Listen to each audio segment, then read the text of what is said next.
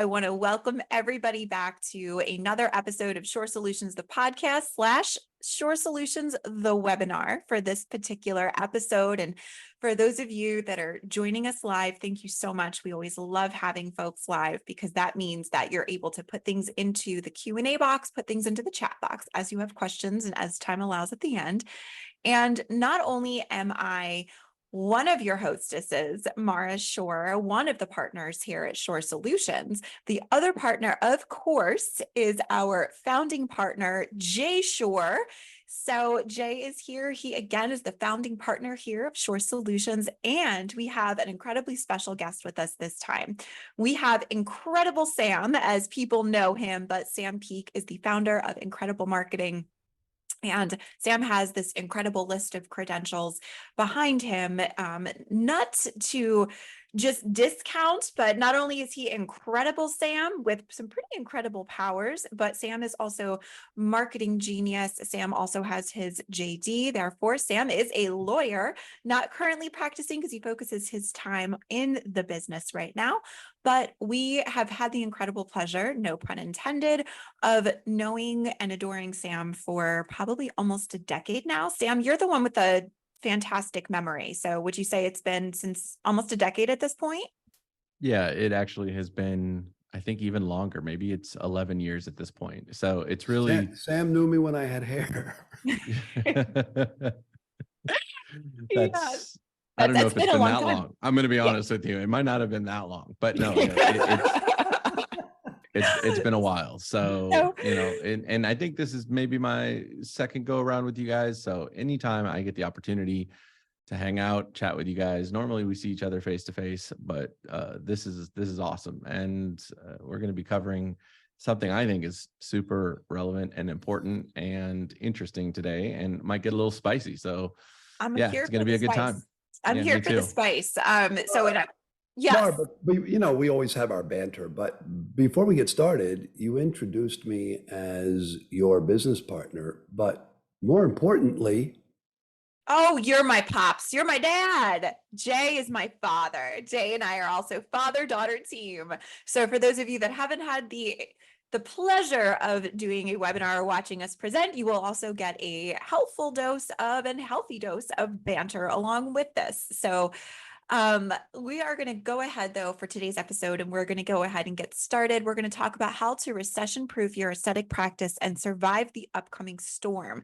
Now, this is not alluding to the gloriousness that was Hurricane Ian that just ripped through our fine state last week. So luckily, we are not talking about that particular storm, but we are talking about a recession, potentially an economic storm. Sam first talked about this and started talking about this I would say about 2 months ago.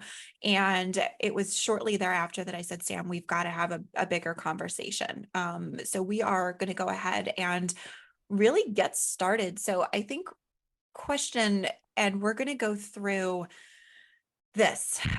Sam, I'm going to ask you the first question, and we're going to kick this off, right? Why are we expecting a recession? Things have been great. Things have been bumpy. Yeah. But Jay and Sam, I'm going to let Sam go first, and then I'm going to let Jay swoop on in. Because otherwise Jay will swoop right now. So Sam, let's kick this off.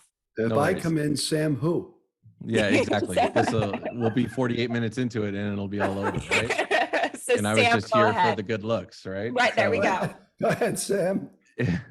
I mean, at the end of the day, I do talk about this a lot because I'm not trying to be one of those people that is running around and, saying, crying wolf and or trying to talk about the fact that the sky is falling. That's not something that I'm interested in doing, but I'm interested in math, and I love math. I find just math to be beautiful. It is both art and science and everything. And when you really start looking into it, and when I started really digging into this, the answer is pretty clear. If you really start looking into it, first off, it's cyclical, right? And we had this kind of weird micro recession that occurred. If you look at what happened during COVID, and it lasted, I want to say, for 2 months. I don't have it up, obviously, the charts and things like that I looked at. But that was just a bump in the road to kind of what we are looking at, which happens every 7, 10, 12, 14, 16 years, depending on certain factors. And again, there are people out there that are a lot smarter than I am. And those economists and those really, those people that spend all day, every day, looking at the different factors that go into whether or not a recession, a downturn in our economy, whether there's going to be problems ahead. They all agree. Well, and we can't say that they all agree, but 3 out of 4, super majority. It's kind of like, right, how many dentists want you to use a certain type of toothbrush or mouthwash or whatever the case is? 1 in 10, 1 in 5, right? Right, exactly. So this is 3 and 4. This is 75%, and they're all saying you have between 16 and 24 months. And it's very hard, I think, for practices, especially. I've worked in this very niche industry that we work in now for going on my 15th year. And, Incredible started up during a recession, and we are about to see the other side of it. And I think that just one thing is absolutely clear. It is going to happen. We see it. We see the economic markers. We see the factors. We see the downturn. It's very difficult because practices are busy. It's very difficult because you're booked out on the surgical side for 4 or 5 months past Christmas and beyond, on the non-surgical side for 6, 8, 12 weeks. And it's almost the last thing you want to start thinking of. Sam, But just unfortunately, to be clear, to clarify, do you mean the duration is going to be 16 to 24 months, or 16 to 24 months from now, we will see an onset? Yeah. So 16 to 24 months is when they say we will be in the actual recession. Now, there will be gradual markers that take us that direction, and things will start slowing down, and there will be, it's a very slow moving tsunami, right? And the water starts to rise. It's never a 3,000-foot wave like you see in, any of the apocalyptic movies. At the end of the day, it is something that gradually comes, gradually happens. You're going to start to hear people get nervous and talk about it. You'll hear other webinars and other podcasts. You'll see other talks at conferences. You'll see the fact that Christmas will go and come by, and all of a sudden shopping has slowed down and the interest rates are too high. And I joke about it with everyone else. Even when I get on stage and I talk about this, I'm like, who's buying a poke bowl these days for $23? It's wild. I mean, not to mention trying to buy a house or, trying to hire someone. There's so many indicators. And when you look at them and put them all together, the warning signs are all there. Jay, I would love to hear your thoughts on this as well, because I think that, and I always love how Sam outlines the facts, and just really, they're so systematically, and one of the, you outline them, very frank and very systematically. And one of the things that I also love that I think speaks so true to you, Jay, is when Sam said about the beauty of math and paying attention to, alongside that, paying attention to current events and the patterns and things like that. And I know, Jay, that's obviously something you can appreciate. So Jay, do you want to speak a little bit to not just that, but, to think about with this recession, who will be affected, especially Jay, you've seen what the last recession in our, in history and in our industry. You were running a thriving practice during the last recession. So can we talk a little bit about what that looks like? Who do you see, Jay, being affected by the recession, knowing everything you know? And then what kind of pearls did you see the last time this happened? Well, the one thing I've learned is never to disagree with anything that Sam has to say. All right. I've been there before. And maybe expand on it. I would rather do that. I have disagreed with what Sam has to say, and it becomes a bromance at that point. But let me share, I have been through a recession actually twice. In my career, my professional career honestly started in the 70s. All right. With, as we were talking about, the Doors. All right. But having gone through that, professionally, and then having run a very, very successful medical practice here in Fort Lauderdale with derm and plastic surgery, we did go through the recession. And the one thing that I've always found is that people with money will always spend. They're going to spend on three things. They're going to spend on food. They're going to spend, because Sam asked, who buys a $23 Pokeball? I raised my hand. People will spend money on food. People will spend money on travel/entertainment. All right. And they'll spend money on luxury. They may cut down a little bit, but the people that have to live a more conservative lifestyle will cut back dramatically, because it then becomes a preservation of capital versus spending. And I do that now. I used to be in a growth mode in my investment techniques. And when the recession hit higher, and then the recession, I agree with Sam, and I'm looking and waiting for it, and I want to be prepared for it. I just want to maintain what we have and not necessarily grow as much, because you can plan for growth, but unfortunately, the things that are beyond your control may come into play, and you don't always win, all right, with your planning. So you just have to be very conservative. And look, who knew this minor recession called the pandemic would ever happen? Nobody knew it. And before you knew it, it was happening, and we never planned for it. It's like preparing for the unexpected, one of those lectures that I give everywhere. The problem with it was that nobody planned ahead. So what we did is try to share with all of our clients, you have the time now in the downturn, plan what's going to happen when it comes back. And I urge each and every one of you, plan for it again. If it's going to happen, you're ahead of the game.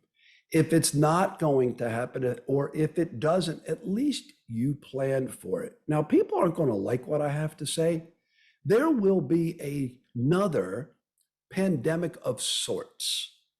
Hopefully, it will not be as bad as the one we've gone through, because nobody was prepared for it since the Spanish fly or Spanish flu and all this. All right, this was back in the early part of the century, all right, of the 20th century versus the 21st century. And we didn't think it would happen again. So it's just a matter of making a good plan, like any business should do. And if you have to effectuate it, great. If you don't, at least you're prepared for it. So I guess then and Jay, there is, for the sake of describing it, I'm going to say there's a graphic that looks like a pyramid. If you could pop that up. What I really wanted to say is, Jay, the graphic that at the top, it looks like there's some poop on the top. Let's just be honest. It looks like the poop emoji. Thank you to the incredible team who I assume created this account or this Absolutely. graphic. Yes. So all it needs is like a smiling face and some eyes. So what I want to talk about too is that, and it almost, we very much live by here in our home, Maslow's hierarchy of needs, and we tend to triage a lot. Sam, we talk about this a lot. But when we think about Maslow's hierarchy of needs, i.e. your basic needs, your psychological needs, self-fulfillment, right? This is basically what this is. Only, Jay, if you could pop that back up for a second, what we really are looking at with this particular graphic is that at the bottom, it says my Botox. In the middle of this pyramid, it says my breast dog. And at the top, it says everything else, I guess. So for those of you that can't see this graphic, what we're looking at too is when we think about it a little bit different, right? So when we think about it as non-surgical services at the base, next up is surgical services, and the next up is everything else. So Sam, can you talk a little bit about, Sam and Jay, but can one of you talk a little bit about when we're thinking about who will be hit as far as in the aesthetic industry?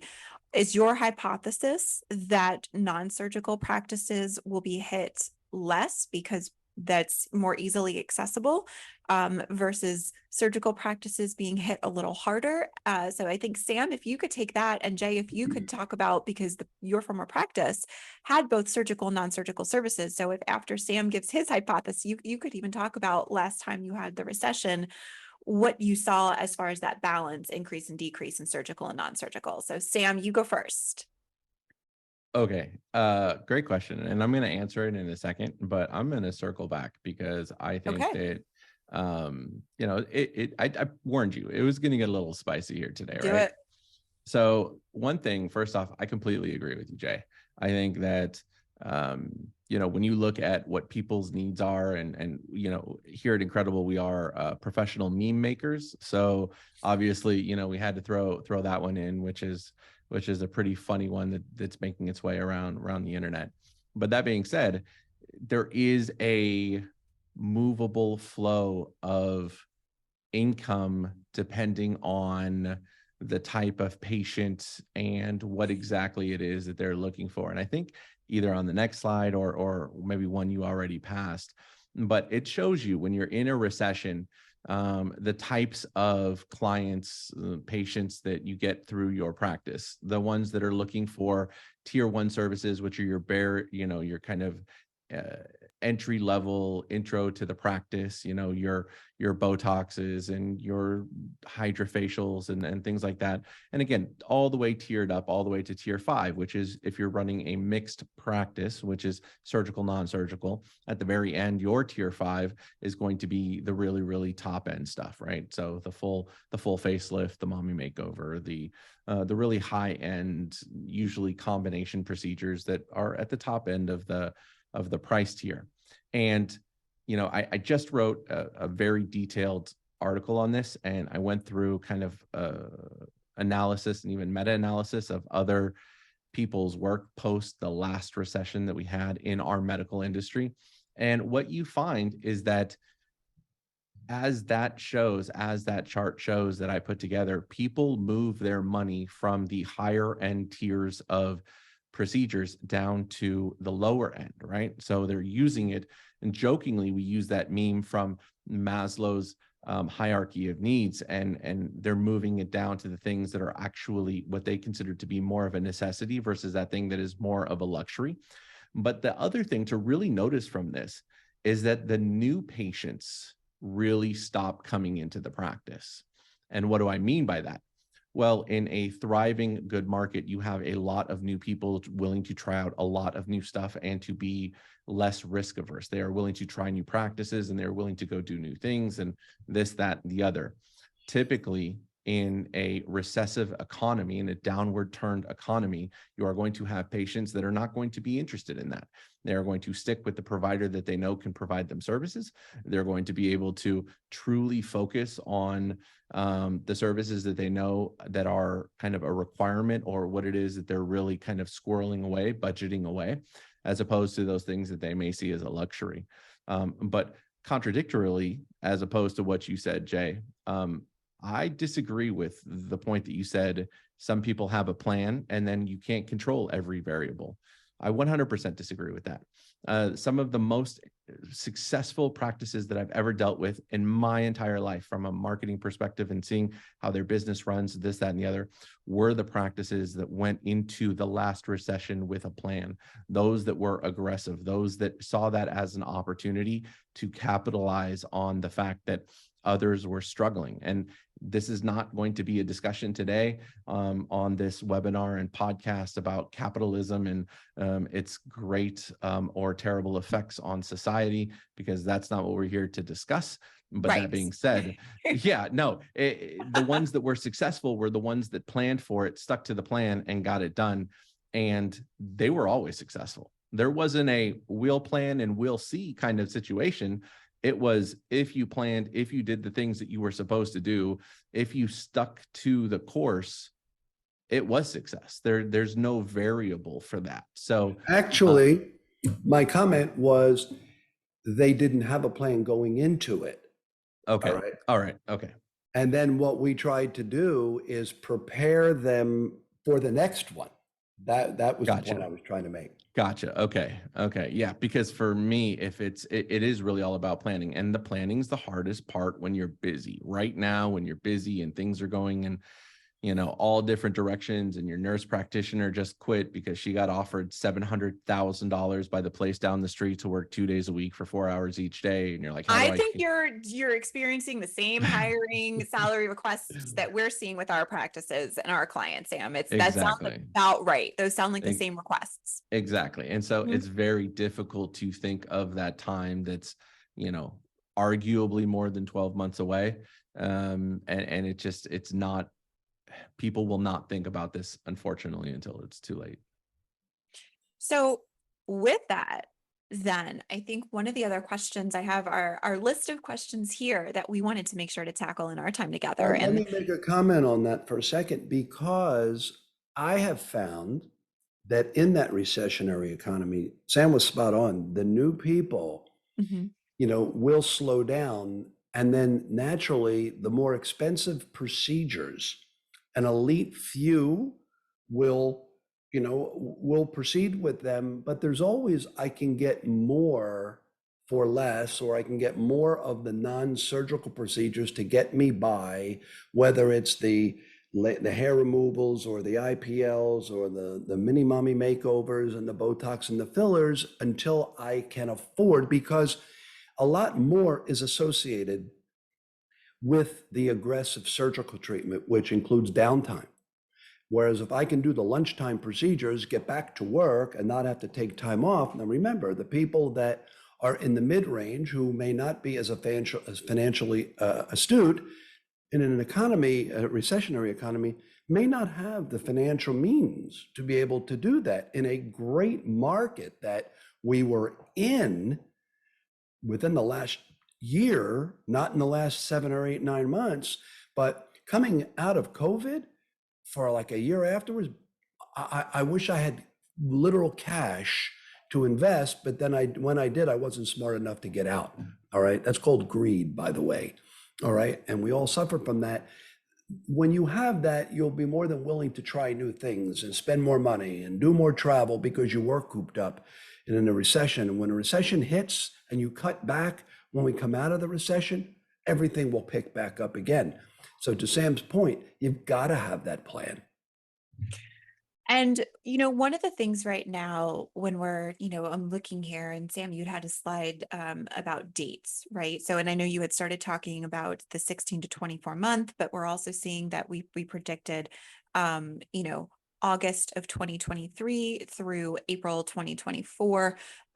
So Jay, if you go one more slide up, then that's where we have those dates there. So with that, I want to remind everybody that right now, that means that we're less than 10 months away, really, or we're about 10, 11 months out from hitting that. And so depending on when you hear the podcast version too.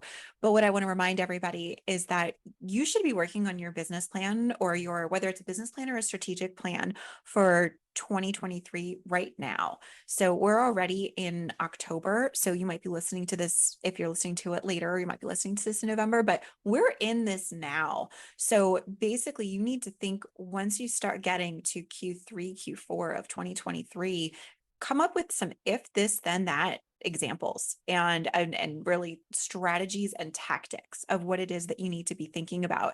And so with that, we're going to get into some meat there. So really, we're going to start thinking here. And again, I have my list of questions. I also want to remind everybody, if you're watching this live, if you're on this as a webinar right now, please feel free to put any questions you have for myself, Jay, or Sam in the chat box or in the Q&A section, and we can get to those as well. So what will we see? We've talked about what we'll see, but what marketing tactics should we implement so we can really rise above the crowd?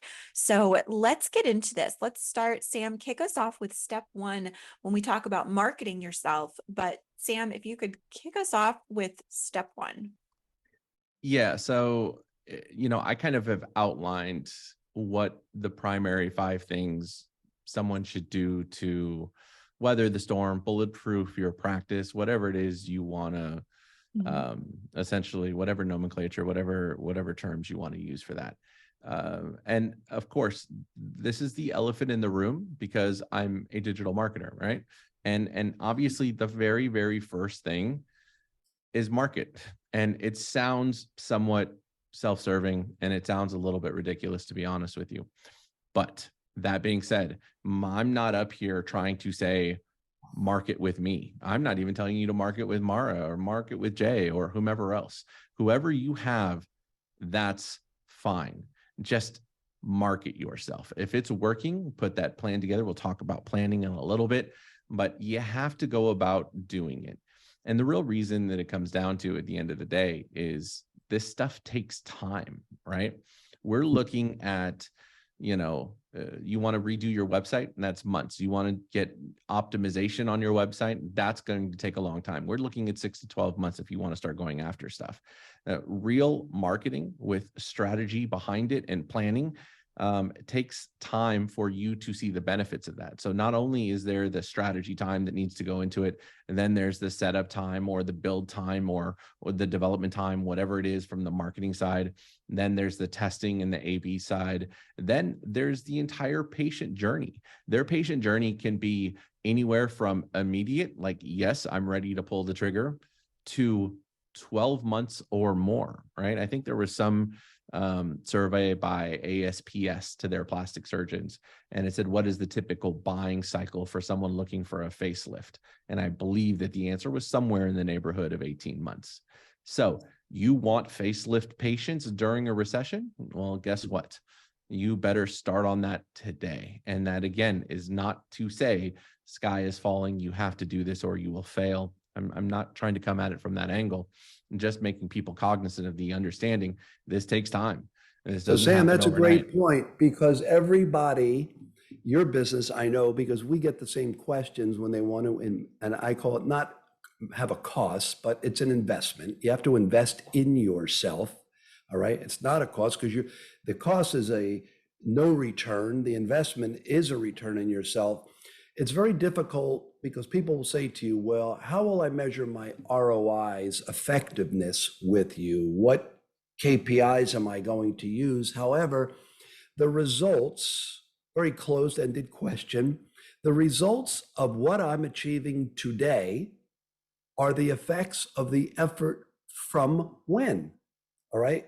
As to your point, from what you just said, naturally it could be a year, 18 months ago. So they're going to expect to make that investment with us, with you. And 18 months is a long way to reap your investment in their mind, not in our mind, because we're realists. All right. So to that point, how do you get that buy-in? That's a great question. And it's about education and trying to undo some of the learned behavior that people have been taught over the years. And it's just having reasonable expectations and explaining the whys, and truly digging deeper and talking a little bit about education and why things happen. And there are levers you can pull to make things happen quicker, right?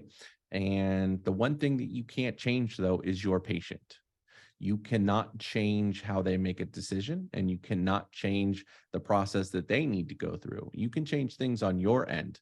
So you can change the things that, maybe attracts people to your website faster, or potentially you can work on something that gets you some more traction in social media posts and a little bit more virality, and your ads, you can tweak those and do that. And you can change your funnel on your side, but you cannot change the funnel of your prospective patient. And that patient is going to take as long as they are going to take to make a decision. And there are some things you can do to help with that, but you cannot control it. It is a variable that unfortunately is out of your hands. Psychologically, how do we, no two patients are alike, right? The way I think and I buy could be gender, it could be age, it could be demographic, geographic. We don't all buy alike. So how do you market, before we get into telling a great story, how do we market to such a diverse culture when we're not all alike in our buying and our spending habits?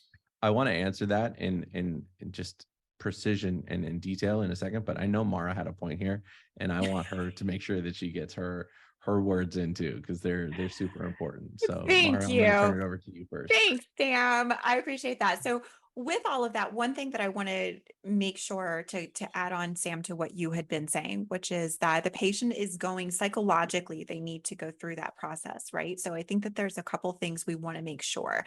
And we talk about this a lot when we work with our clients, is number one, making sure to really pay attention to that patient, because as Jay said, that no two patients are exactly alike, but we know that often patients fall into certain categories or certain buckets, right? So if you know that a patient is someone that needs a lot of information, if you've been doing this for, look at Sam's chart, 5 years, 10 years, 15 years, if you've just started, but you've been practicing, you know what those frequently asked questions are. Make sure that you have the answers to give them, because if you don't have answers to give to your patients, everything from downtime, before and after photos readily available of recent work, financing programs that are available to them if they have additional questions, to be able to talk to a member of your team even about their particular results, things like that, that are just, those are the basics, but you'd be surprised how often patients or practices really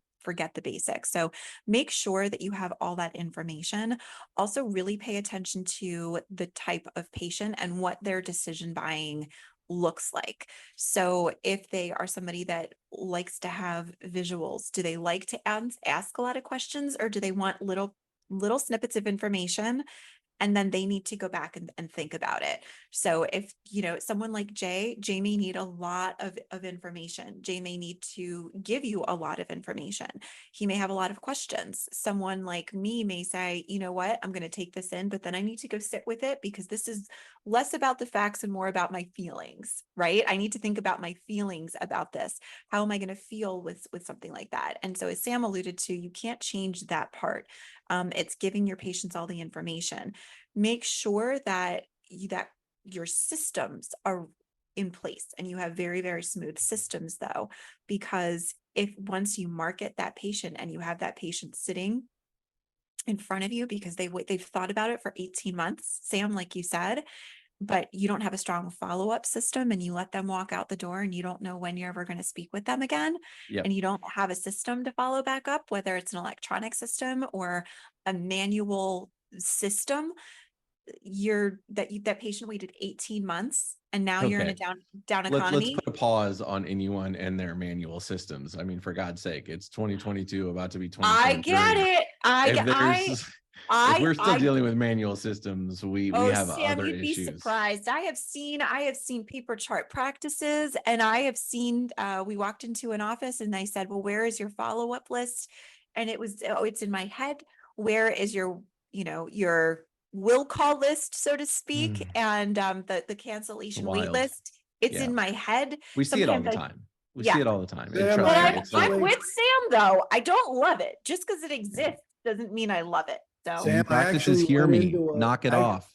I actually went into a practice where they had the tear off receipt with the carbon paper on the back of it, and it like on a ledger, and I couldn't believe people still use that. Okay, we're getting into an example time. I need to share this with you because it's highly relevant right now. okay. And this has nothing whatsoever to do with anything else we're talking Oh, about. perfect. The But timekeeper in me loves that. Yeah, isn't that wonderful? So everyone Yes. buckle in, because this is one of the greatest stories ever. Absolutely. One of our clients that we started working with, gosh, it's got to be probably about 7 years ago when we first met them. And we started talking to him. It was a surgeon, and not from the United States. I'm just going to leave it at that, because I'm not here to put anyone on blast specifically. No. That being said, they did have a website, which was awesome. I mean, it was 2015 at the time, so the fact that they had a website, we appreciated that. That's great. At least we're dealing with that. And this is a cosmetic practice, okay? And we're not dealing with a traditional medical practice. We're not dealing with someone who lives in a very small town or anything like that. This is a major metropolis, okay? And on the website, it was one page. If you are interested in any of our services, please send us a letter with a self-addressed stamped envelope with your intent and the dates and your contact information, and someone will respond to you within 30 days. I swear to God. Jay, I'm not 2015 going to say that we need to do that for our contact page, but you know what, Denise, our project manager, Denise, if you're listening, let's just scrap the whole website and let's just institute that. Yeah, I let's think just go with that. I think we're that going to bring that's work-life balance back, guys. There we go. exactly. So, With I that, mean, so nothing surprises me anymore now that we're dealing with that. But right. to back up, first off, to deal with your question, I'm going to skip back a little bit to deal with what Jay asked. You know, I think when we're looking at patients and, you know, making sure that you have what it is that they need, yes, the content is super important. And it's, you know, very important that the people who are putting the content out there, typically it's doctors, sometimes it's the practice managers or the staff or whomever, you know, and sometimes they hire an agency like ours and say, put the content together. But what most people don't understand is that people digest content differently. And the one person that is the primary point of contact is going to want to filter content through the lens that they are most comfortable with. So someone who might be very textual, for example, I spent 1,000 years in law school and read countless pages and, you know, all these court cases and this and that. I digest things textually. That's the way I process things. I would imagine Jay is similar. I have found that most physicians and most surgeons are the same way because they've lived their life in textbooks. Yet I found other people, and obviously all the research bears this out, that they're interested in digesting stuff visually. And maybe that visual stuff is a breakup in content. Maybe it's video processing. And there are different forms of content for a reason, and they are equally as effective for the demographics that you are trying to go after. And if you don't understand that, you're going to miss a third, half, 2/3, 80% of your potential the people that are coming to your site simply because you're not going after them. And then this is actually to Jay's point, which he talked about, which is defining and understanding kind of your target audience, understanding at the end of the day, the people that are going to be the right patient. And he says, you know, how do you go after them when people have so many different ways in which they decide? And essentially from a marketing perspective, we call that patient personas. And every practice has multiple. You have someone who comes in who's your standard Botox patient. You have someone who's from this generation, that generation, this background, that background, et cetera. And you can break that up very specifically, or you can do that very broadly, very generally. And my answer to you when your question was, you know, how do you go after all of them? The answer is you don't. And in a recessive and downturn economy, especially, that is the one thing you need to tie up. You cannot go after every single type of fish in the sea. We love using that analogy. That analogy is used all the time when we talk about patients, but you can't. You don't have the resources and they're just not out there. You have to understand the patient that is going to be the best patient for your practice during the recession and be aggressive about going after them right now. If you go after them right now, even if it's at a no benefit to you, a no revenue plus, even if you're potentially even losing money on that very first transaction, but you know that that is the patient persona that is going to stick with you and stay with you. Why? Because the data shows that people don't change practices during a recession, and you know that they're going to have disposable income over that period of time. You need to aggressively go after them now. So that being said, if I don't want to hear from practices, because we always hear this, right? Who is the patient that you really, really want? Well, it's Diane and she's, 45 and, she has 2 kids and she has a lot of disposable income and she has a college degree and she does this and she does that. That's fantastic. That's one patient persona. That's the patient persona that everyone naturally defaults to. I would argue that's not the one that's going to lead you through a recession. There's a whole discussion about what the data shows in terms of people that don't have kids typically fare better in a recession. Unfortunately, don't get mad at me. It's the data. People that are married in a 2-income household as opposed to those that are single, et cetera, et cetera. There's some other factors, but again, I wrote a big old long article and paper on that. So you should read that because it's important. Sam, are you able to tell people where they can find that article? When it will come out? And maybe I'm okay with you saying which publication if you're okay guiding it, or if it's Yeah, no, on it's website. it's fine. It's a multiple. So I wrote the article, posted it to Incredible Marketing's blog, I want to say about a week ago. Okay. So it's very important that you see it there. It will be posted in another journal coming up, which I can't disclose yet. But I will also be presenting a 2-hour seminar on this specifically at ASAP's coming up in the spring in Miami. So it's a 2-hour CME session on this specifically. There'll be a lot more hands-on, a lot more workshop type stuff, and obviously other talks and stuff I give because I'm very kind of passionate about this specifically. Okay. So I want people to understand and to hear it. But the article is good, it's helpful, and it's data based. It's not Sam just believing what Sam wants to believe, which is still usually right. But I mean, why not? Well, you know, just ask Sam. He'll tell you. I think one of exactly. the things that I wanted to touch on, and then we will circle back here to step 5, which is our final step before looking and taking any questions, is that coming back to knowing your dedicated patients are the ones that are going to stay with you. But we want to think about how to keep your patients coming back. And I think, again, this comes back to systems. If you have a neurotoxin patient, we know approximately that they're going to need to come back in 3 months and get them in the habit when they walk out the door. This sounds so simple, but I see practices again and again that don't do this, where when they walk out the door, don't just ask them if they want to schedule their next appointment. Say, so we know that your provider wants to see you back in 3 months. We have an appointment at this day and this time available. Can I go ahead and put that on the calendar? As a woman, and this is something that you gentlemen don't deal with, but as a woman with our gynecologists, we're used to booking those 6 months or 1 year out.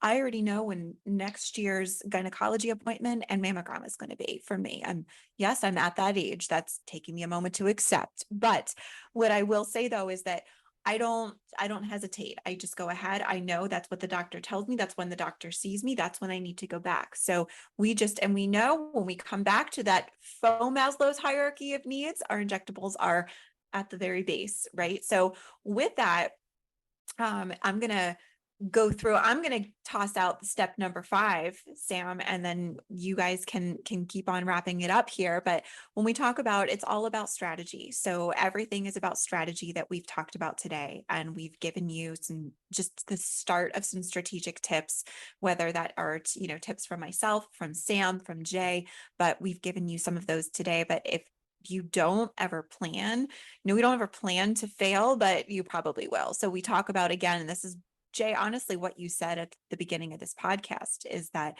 if you don't have a plan, that's when you're really left scrambling. Sam said, have a plan and double down on it and ferociously and fiercely stick to it.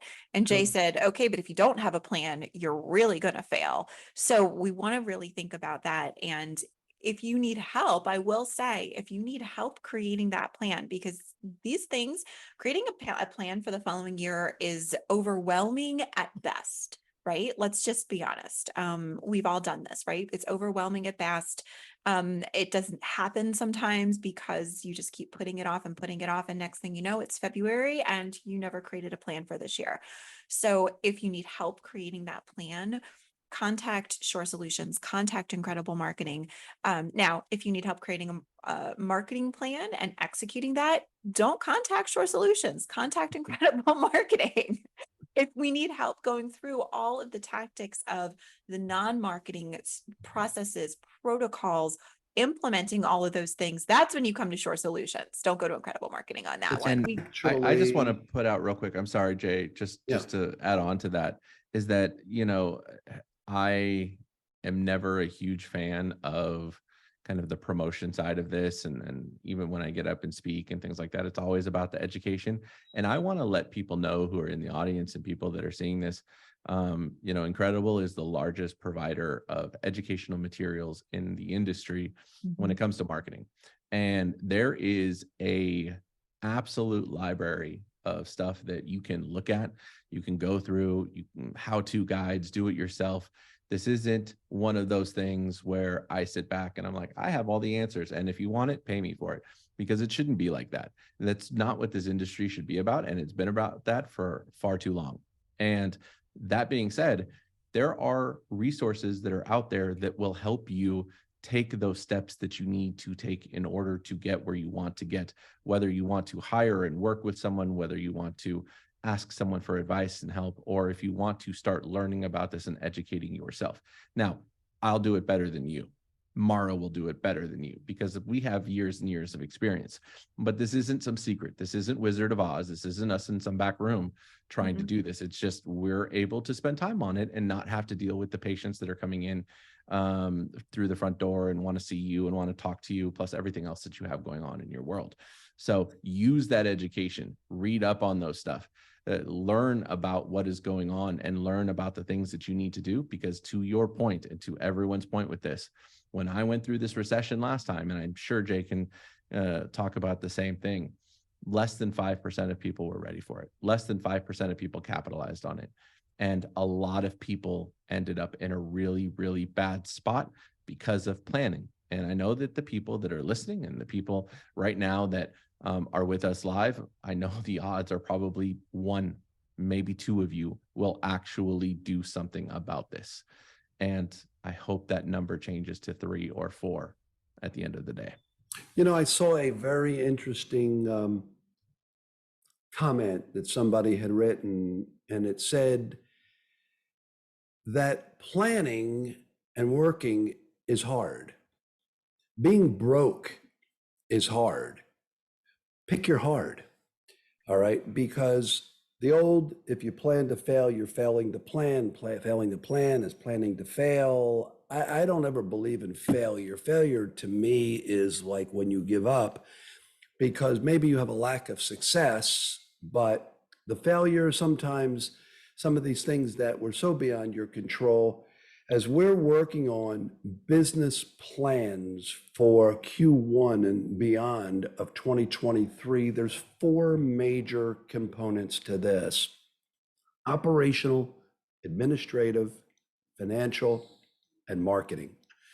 No one is more important than the other. Marketing will drive financial, but you have to have your financial to drive your marketing, and you have to have people, and you have to have processes. And one good point that, there were more, but a point that Sam brought up. Just the This one. is- Just this one. is one. not Let's talk about that about- one point I had. Well, no, because one of the things I always say, it's not about us trying to self-promote. However, I'm not going to say we have all the answers. We have many more than most because of the experience either in the industry or the mistakes that colleagues or clients make. We're firemen, actually, to help them putting out fires. Yeah, But that's true. seriously, go on and look at all these blog posts. Go on and read our blogs. Go on and look at our webinars and our podcasts. You're not buying anything. They're free. They're on our web. Read the articles that we write. They're free. And really, it's good educational content. You don't have to buy anything from us to go on and get it for nothing. All right? It just credentials the right people and maybe the not so right people. Go with experience, go with proven success. You know, it has been, don't fail to plan.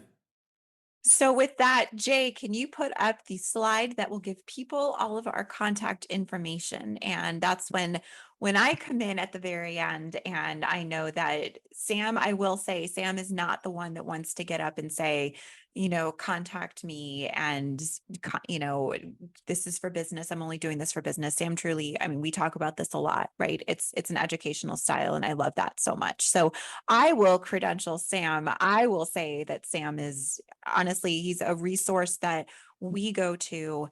And even when we have questions, when we need expert advice, when the experts go to the experts, that's how you know who the experts are. So with that, I appreciate that. Thank you. absolutely. Absolutely. And I mean, like I said, we've been doing this together for a very long time, and you are an incredible source of knowledge. So Jay, well, But anyway, I kid. So with that, if you have any questions, now that we are wrapping up, if you have any questions, please do contact either myself and Jay. We're at info@shoresolutions.com. That email goes to both of us. Or you can go ahead and contact Sam Peak. Sam, again, is the CEO and founder of Incredible Marketing. Sam is available at sam@incrediblemarketing.com. So again, you are welcome to listen to Shorr Solutions, the podcast, anywhere you love listening to podcasts. And we hope to see you at an upcoming conference. So with that, from Jay, Sam, and myself, thank you so much for joining us for another episode of Shorr Solutions, the podcast, and Shorr Solutions, the webinar. Thank you so Thanks much. for having me, guys. Appreciate it. Thank you. Thank you. Bye, Stay everybody. safe. All right. Yep, you too.